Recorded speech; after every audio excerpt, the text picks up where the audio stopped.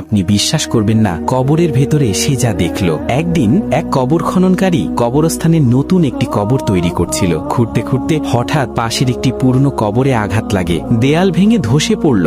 ভয়ে কাঁপতে কাঁপতে লোকটি কবরের ভেতর তাকাতেই থমকে গেল এবং তার পুরো শরীর কাঁপতে শুরু করলো। সে দেখল কবরের ভেতরে বসে আছেন এক নুরানি চেহারার সাদা দাড়িওয়ালা বৃদ্ধ।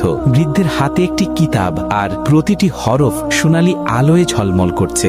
তিনি প্রশান্ত কণ্ঠে তিলাওয়াত করে যাচ্ছেন। হঠাৎ বৃদ্ধের দৃষ্টি পড়ল সেই কবর খননকারীর দিকে। তিনি হাত উঠিয়ে শান্ত গলায় বললেন, আল্লাহ তোমার উপর রহম করুন, কিয়ামত কি এসে গেছে? কবর খননকারী কাপা গলায় উত্তর দিল, না হুজুর, কিয়ামত আসেনি। আমি নতুন কবর খুঁড়ছিলাম, ভুল করে পাশের দেয়াল ভেঙে ফেলেছি। বৃদ্ধ মৃদু স্বরে বলবেন, তাহলে বেটা, আমার কবরের দেয়াল আবার ঠিক করে দাও, যাতে আমি আবার তিলাওয়াতে মগ্ন থাকতে পারি। কবর খননকারী সঙ্গে সঙ্গে সম্মানের সাথে দেয়ালটি মেরামত করে দিল। তার বুক কাঁপছিল, কিন্তু হৃদয় ভরে গেল এক অদ্ভুত প্রশান্তি আর চিন্তায়। যে দুনিয়ায় কোরআনের তেলাওয়াতে মগ্ন থাকে, আল্লাহ তার কবরকেও আলোয় ভরে দেন।